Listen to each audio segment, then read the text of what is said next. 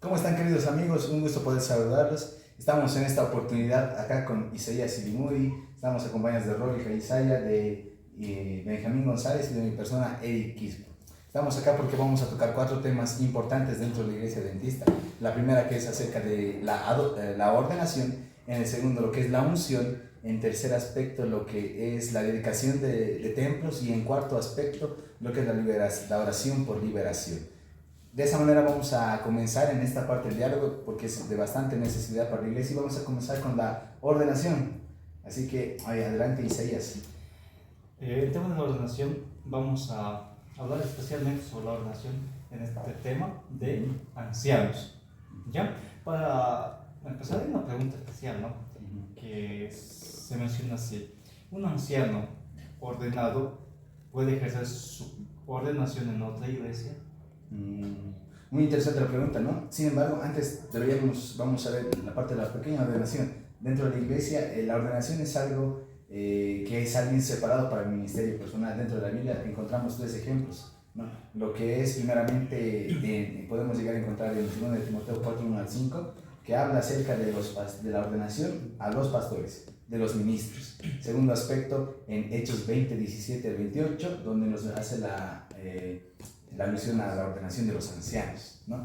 Y el tercer aspecto, lo que es la ordenación de diáconos, que se encuentra en Hechos 6, de 1 al 6. Y respondiendo ya a la pregunta, nosotros, como podemos ver que es la separación hacia el ministerio, en realidad la ordenación, nosotros podemos ver que la pregunta hacía referencia a que si un anciano puede llegar a ejercer su función en cualquier iglesia, ¿verdad?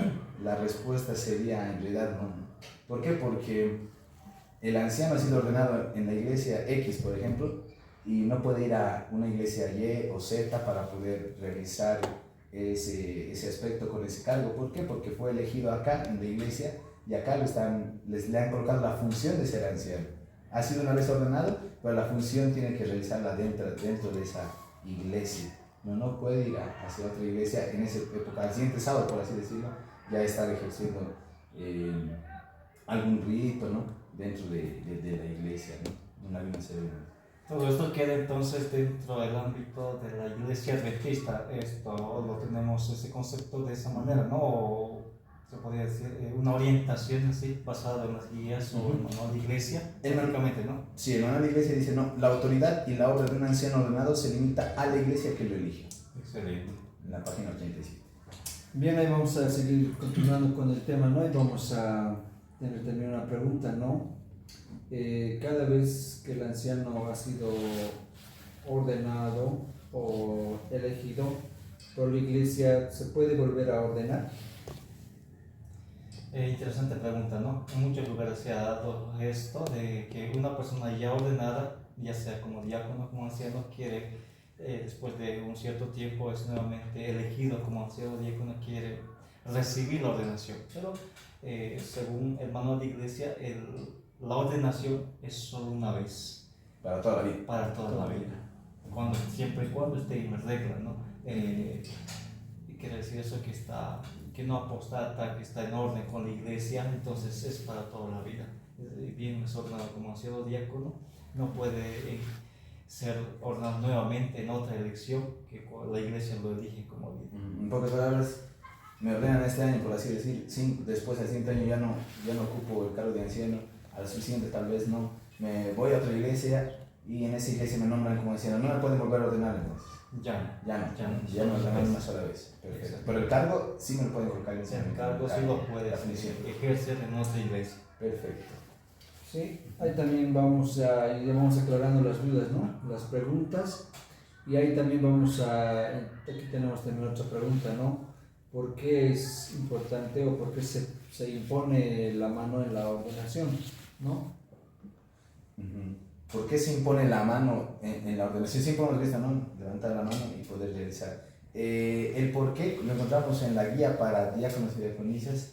Interesante, dice, ¿no? La imposición de manos fue sencillamente una delegación y no se destinaba a conceder el don de espíritu, ya que ellos ya lo tenían, según relatado en Hechos 6:6, ¿no?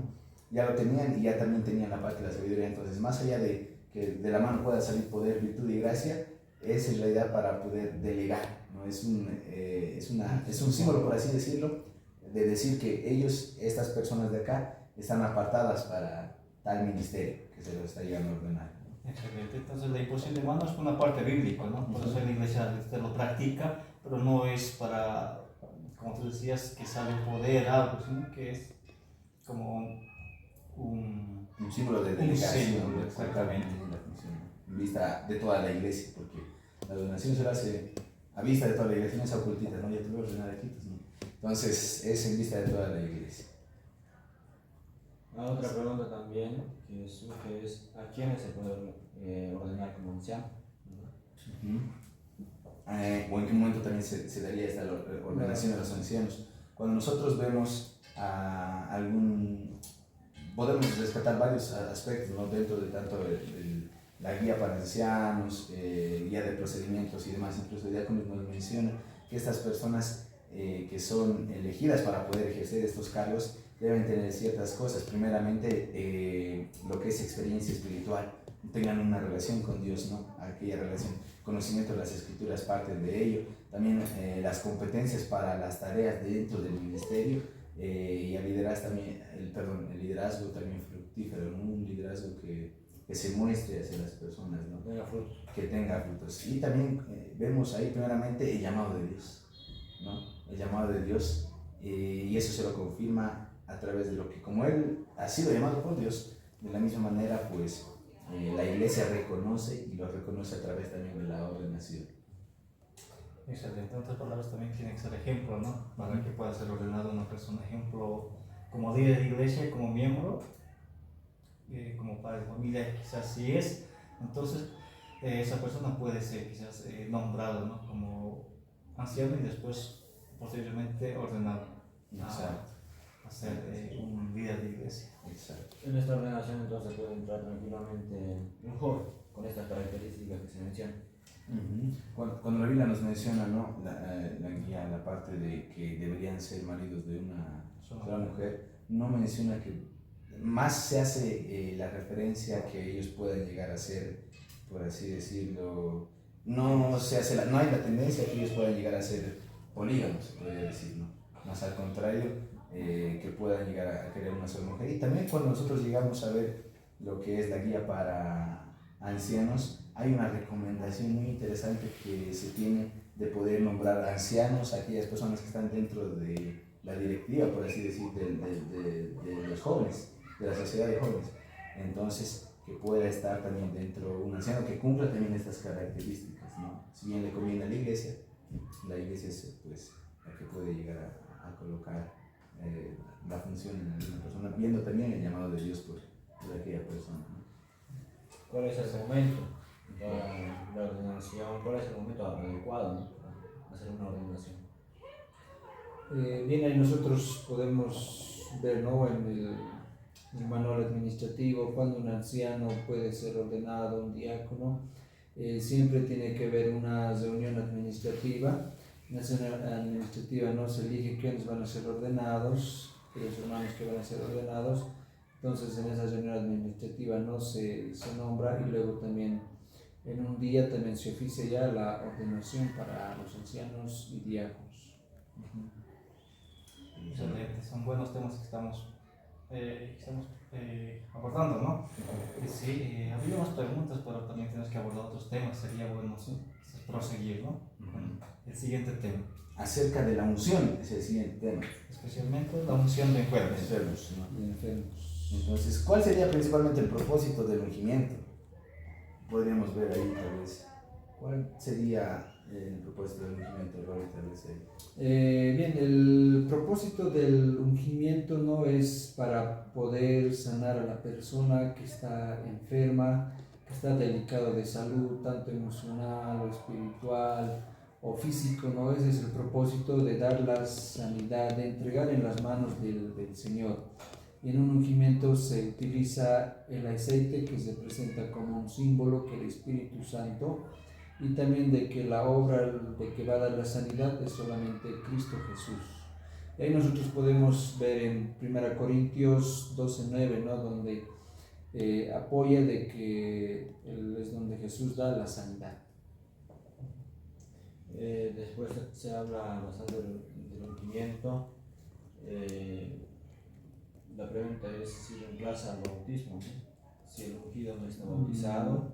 Hay algunas referencias bíblicas sobre el ungimiento.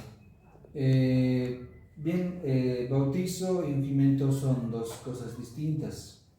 El bautizo es una ceremonia también diferente, pero el ungimiento, la pregunta de nuestro amigo decía no si reemplaza, entonces el ungimiento no reemplaza al bautismo, ¿no?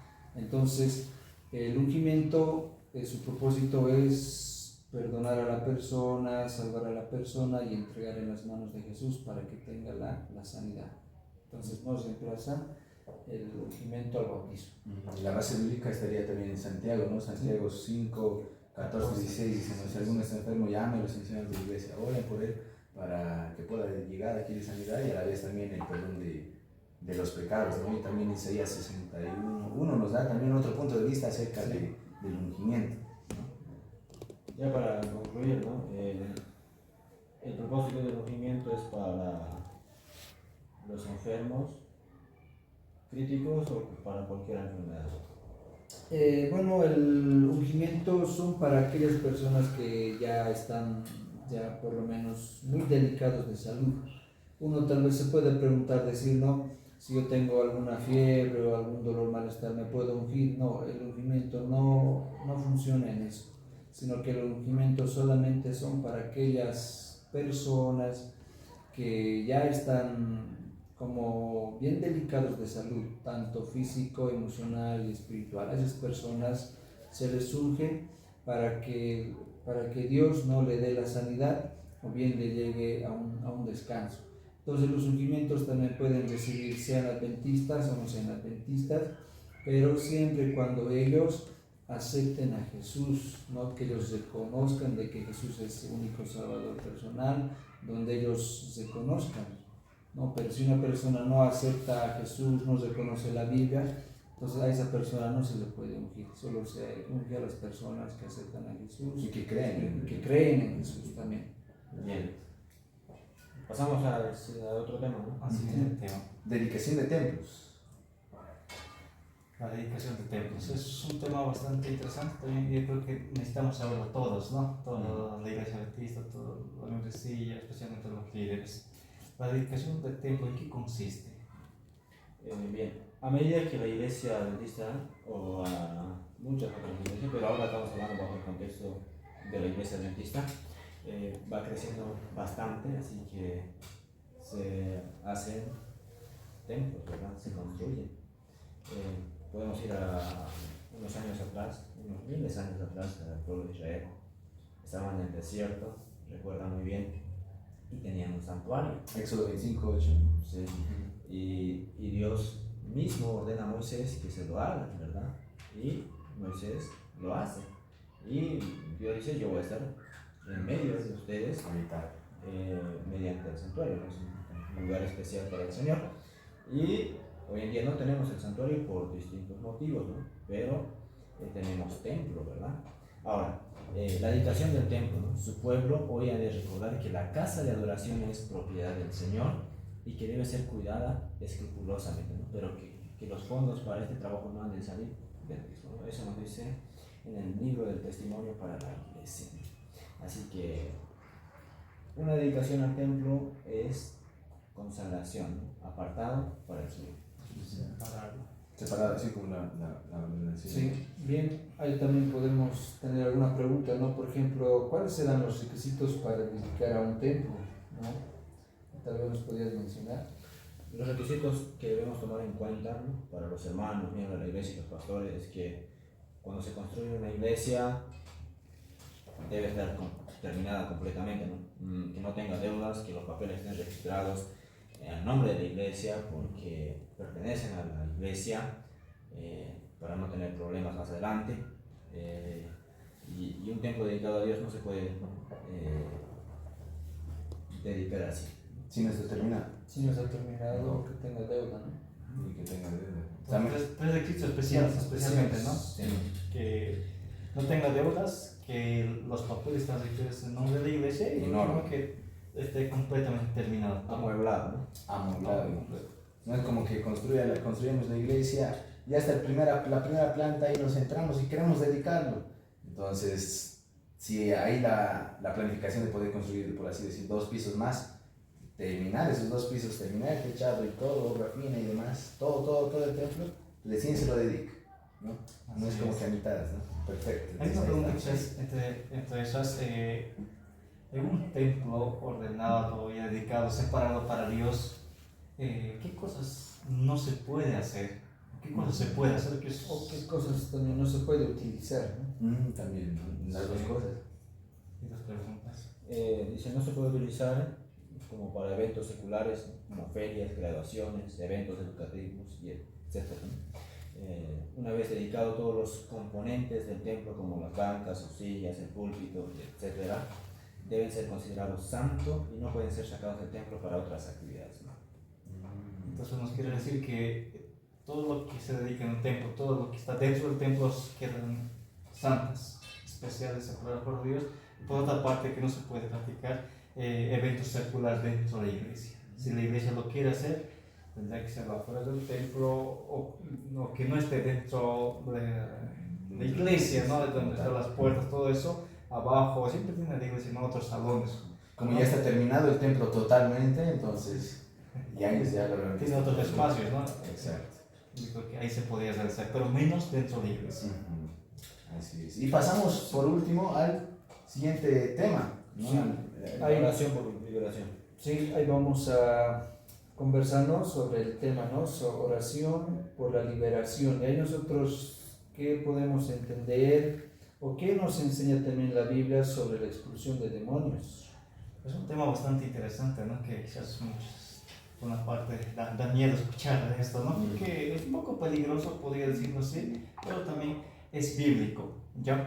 La Biblia podemos encontrar, especialmente en el Nuevo Testamento, donde Jesús va expulsando demonios. No solo Jesús, también los apóstoles fueron expulsando demonios. Entonces, es una enseñanza bíblica, y si es una enseñanza bíblica, yo creo que la iglesia lo tiene que practicar también, aunque se ve muy poco dentro de la iglesia adventista, pero debería practicarlo. Bien, entonces, para la expulsión de demonios, ¿quiénes podrían no oficiar o realizar esta oración por la liberación? Mira, ¿no?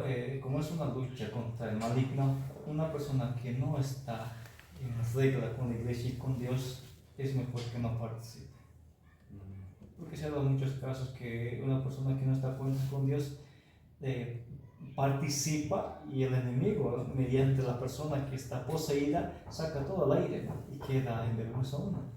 Por eso es mejor estar en regla, a cuentas con Dios, para que el enemigo no pueda sacar todo al aire, y así pueda estar, se pueda dar las cosas correctamente bien. Porque cuando hacemos cuentas con Dios, no hay nada que temer, ¿no? Porque ya pasó y ya fue perdonado. Así es, entonces una persona que no está preparada, no está bien con Dios y además tal vez tiene miedo, entonces mejor que no participe. Estas y más preguntas, ¿no? Que tal vez se llegan a tener en los aspectos que hemos llegado a tocar. Sin embargo, eso será en una próxima oportunidad. Y de esa manera estaríamos concluyendo en esta oportunidad hablando de estos 4 temas, ¿no? La ordenación, en segundo aspecto estamos hablando sobre el ungimiento, la unción, y el tercer aspecto sobre la dedicación de templos, y el cuarto que sería sobre la oración por liberación. Muchas gracias, Isaías, de la misma manera Rolly, Benjamín, y estaremos ahí en una siguiente oportunidad. Nos despedimos hasta una siguiente oportunidad. Gracias.